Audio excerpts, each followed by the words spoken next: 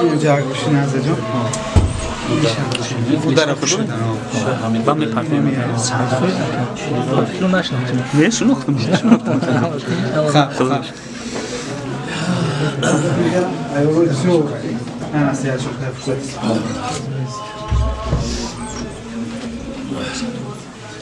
الحمد لله رب العالمين والصلاة والسلام على رسوله الكريم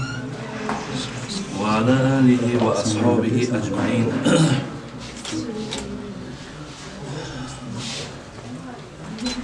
برادران عزیز و گرامی، بسیار در یک محفل خوبی که احیای سنت پیامبرمون هست همگان ما و شما اشتراک داریم. خاندان این برادرمون برادر ما محمد شاه را خاندان شونه و برادر عزیزمون خاندان امید امان الله خاندان برادر ما اکرم را و این روزهای بسیار خوب و روزهای بسیار سعید تبریک و تهنیت میگویم. از خدای بسیار مهربان خواهان او هستم که خداوند در بین این خواهر دادر ما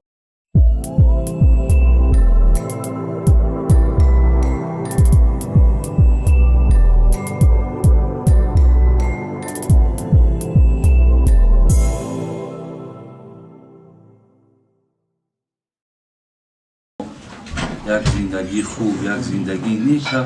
الله مهربان بردوام نگاه دارد. یک زندگی که یکدیگر را حرمت کنند، یکدیگر را به قدر یکدیگر برسند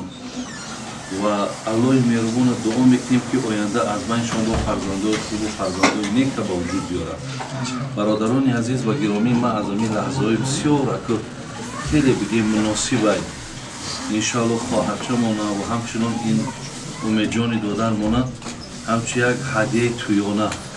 از حدیث ها و آیت های پیامبر مختصرا ما به سمتون میرسونم. برادرای عزیز، اگر چنده که من اشاره به سوی امیدجان هم که کنم، برادرای عزیز، همه این سخنها برای همه ما و شما تاثیر دارد. امروزها از حساب همین زندگی هایی که حاضر شده است برادرای و خواهرای عزیز، بسیار اگه بگیم نه ترسانیم تونم چون تشویش آور شده، زیرا که دیگه زندگی هایی که بگیم یک معنای زندگی داشته باشه، از بس که دیگر همون رفتارهامون و همون فرمودایی که از خالق و از پیامبر داریم مادامی که در بین زندگی ما نیست، برای همین نافهمی ها و تشویش ها بسیار بسیار ما را دقت داده است. از این لحاظ امیدجان من برادر عزیز، اگر چنده که من در شخصیت شما یا در عائله شما شناسایی هم نداشته باشم، ولی همچه یک فرزند، همچه یک دادر مسلمان من به شما مراجعت میکنم که در الله بسیار توانا، الله بسیار بزرگ شما را امر میکنه که و عاشرهن بالمعروف، یعنی بین که اشاره به سوی امیدجان و جمعی مردهایی که زن دارن، میگه به زن الله میگه، به زن میگه تو باید مناسبت خوب داشته باشی. یعنی زن، برادرای عزیز و گرامی، الله میگه که حرمت کنی. الله مهربان میگه که باید با زن مراسا کنی. از این لحاظ سخن خدا که باشد، اگر امیدجانی دادن ما همین سخن الله مهربان بالای چشماش نگه داره و به خاطر خدا اگر عائله‌اش حرمت کنه و به قدر عائله‌اش برسد، اگه همون شاعر میگفت شیخ سعدی که هر کی را خانه آباد و همخوابه دوست، خدا را به رحمت نظر سوی اوست. اگه دیگه انشالله در این خاندان امیدجان بعد نظر رحمت میشه، در اینجا برکت میشه، در اینجا خیر میشه. هیچ وقت امیدجان کوشش نکن که ما چندین آیت قرآن داریم ولا تتبعوا خطوات شیطان. خدا میگه هیچگاه راه شیطان انتخاب. راه شیطان چیه؟ راه شیطان انمی زندگی هایی که در درنش میداریم изо накашида худмон ҳамчун мард мегирем ҳамин занҳоро дига о чат фалона о тата фалона авлоди фалона ҳамин роҳҳои шайтоние бародар азиз шумо бояд ки аз роҳҳое ки аллоҳ ва расули ӯ гуфтааст шумо аз ин пайравӣ кунед барои ҳамин бисёр додари азиз умедҷон мо аз оятҳо ва ҳадисҳо гуфтаниҳои зиёд дорам ака ман пештарам мардума мегӯм ки пеш аз зангирӣ бояд додаро хоҳарои мо як борак пеш як аҳли илм бараванд як маслиҳати зиндагӣ бигиранд ки ҳамин зиндагиро мо чӣ хел оғоз кунем бояд зиндагӣ мо аз чӣ иборат бошад афсӯс ки бародаро на хоҳаромон на бачаҳомон аз ҳамин чиз қариб бегона шидагианд ва бисёршон ҳамин ягона як гӯши гӯшиш ҳамн дар ҷогаи хобшаи тамом дига масъулияти зиндагиро додаро хоҳарои мо ҳис намекунанд барои ҳамин аст ки тарси мо дар чияй ман вақте духтарма гусел мекунам метарсам и бача чӣ хел қатъи муомила мекард бошад бачадор метарсад ки и арӯс омесай и чӣ хел одам бошад о барои ҳамамон бародаро аз ҳамин тарбияву аз динмон ки кам огаҳӣ дорем ҳамин тарсҳои ҳамин ҳисобай барои ҳамин умедҷон як чиза фаромӯш накун ки худои меҳрубон чӣ хеле ки тра болои зан болои та ҳақ дорад тан болои зан ҳақ дорӣ яъне инҷа нест ки мард болои зан ҳақ дораву зан болои мисол мард ҳақ надошта бошад дирӯз як кас мара занг мезанад мегӯяд бобоё ҷӣ ман ҳамин занро гуфтам ки бар падарат лаънат ҳамин занам гуфт бар падарат лаънат ҳамин дар гапи ҳамин талоқ намешавад ман гуфтам ту бар падараш лаънат гуфтӣ ҳичӣ нашида и ки гуфт бар падари ту лаънат ба талоқ мешавад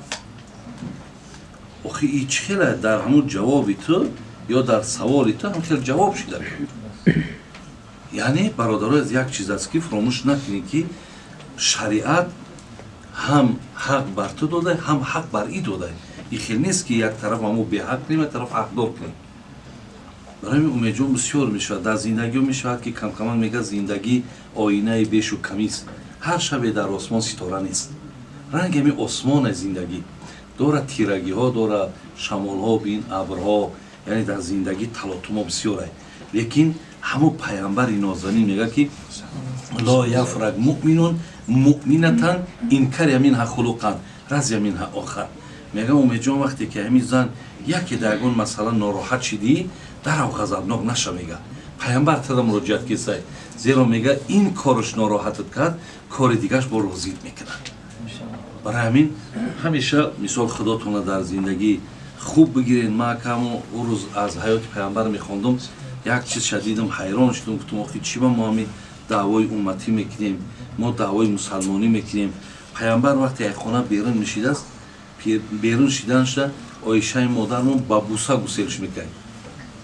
ва пайғамбари нозанинмон бусаш мекард мебиромад мерафтааст биромаданашдам оишаи модармон буса қатъи имрӯз ин чизоро мо дар кино мебинем кино дар он мардуме ки соф дину диёнат надорад онҳо шавҳарҳошонро бо буса гусел мекунанд ё дохил мешаванд бусашон мекунанд лекин ин бародарои азиз ин суннатҳои мо буд ин ахлоқу одоби мо мардуми мусалмон буд пайғамбар чӣ мегӯяд ҳама инҷа аксарият мардем мега акмалулмуъминина имонан аҳсану хулуқан ва хиёрукум линисоиҳим пайғамбар мега бугум беҳтарини мард дар инҷа кияй ҳозир ман агар мумкин саволтон беҳтарини мард кияй мумкин ягон тагмон ё ягон мисол ҳамин зулмона бигем ягон одами кай бо ягон мушзанай ягон гӯштингирай ё ягон пулдорай хоб пайғамбар мега беҳтарини уммати ма касее ки бо занш муомилаи хуб дорад бибинед беҳтарини уммати ма касее ки бо зан муомилаи хуб дорад барои ҳамин додари азиз умедҷон аз умраи беҳтарино бошад ҳурмат кунем хотири худо хотири пайғамбари худо ки шуморо онҳо гуфтесанд ҳамчунон хоҳари азиз шуморо ҳам тӯйтон хайбо муборак шававу ва аллои меҳрубон бо ин умедҷон шуморо зиндагии хуб насиб кунаву ва аллои меҳрубон оянда аз байнтон бо фарзандои хубу фарзандои нека ба вуҷуд биёрад ҳамин зани хуба пайғамбар мега се нишона дорад хоҳарои азиз ҳаракат кунед ҳамин се чиза дар хитон бигиред кадомит ҳамин се чиза дорӣ пайғамбар хайрунисо хондааст гуфтааст беҳтарини зан ҳамуай якум иза назарта илайҳа сарратка мега зани хуба якум нишонаша мея ки ҳамин мардак вақте чеҳраи занакда ки нигаҳ кард вақти мардак хуш шавад, яъне мақсад аз чеҳраи зан чӣ дорад ки мардак хуш мешавад? чеҳраи зан, хоҳарои азиз, ҳурмат дорад, чеҳраи зан розигӣ дорад, чеҳраи зан истиқбол дорад, чеҳраи зан қаноат дорад, чеҳраи зан ризогӣ дар зиндагӣ дорад, чеҳраи зан сабр дорад. бубинед, яъне ҳама ино дар чеҳраи зан ай. вақте агар дар ҳар чизе ки дар шумо бошад набошад, вақте ҳамин мардака мегӯяд чеҳраи зана нигаҳ карду, дар чеҳраи зан мегӯяд агар ба шарте ки дили мард хурсанд шид, яъне шумо хоҳарои азиз ҳамин чиза оли хуб гӯш кунед, вақте ҳамин мардак чеҳраи тира мебинад, ҳамун ҳолаташ хуб нохуб шиданаш якам ҳамин нигоҳи ту сар мешавад. агар нигоҳи ту бисёр гарм бошад, нигоҳи ту нек бошад, иншоалло бубин на танҳо дили мардакат хурсанд мешавад, дили пайғамбари нозанин хурсанд мешавад, ки мегӯяд беҳтарини занҳо мегӯяд як нишонаи аввал шамияй. яъне ҳеҷ гоҳ мақсад мардака ба рӯи хунук, ба рӯи туруш, ба рӯи нороҳатӣ, ба рӯи беҳурматӣ ҳеҷ вақт нигаҳ накунед, зеро ин ҳолата ай бадтарини занҳо мешед. якум чизи шумо бояд ҳамин бошад. дуюм мегӯяд пайғамбармон иза амартаҳа атоатка. дуюм нишонаи зани хуб мегӯяд ҳамине ки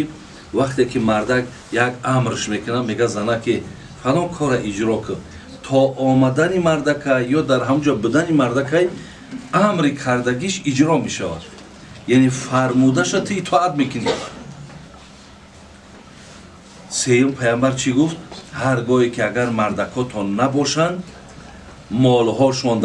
молҳошона ҳифозат кунед ва дар набудани мардак хиёнат накунед.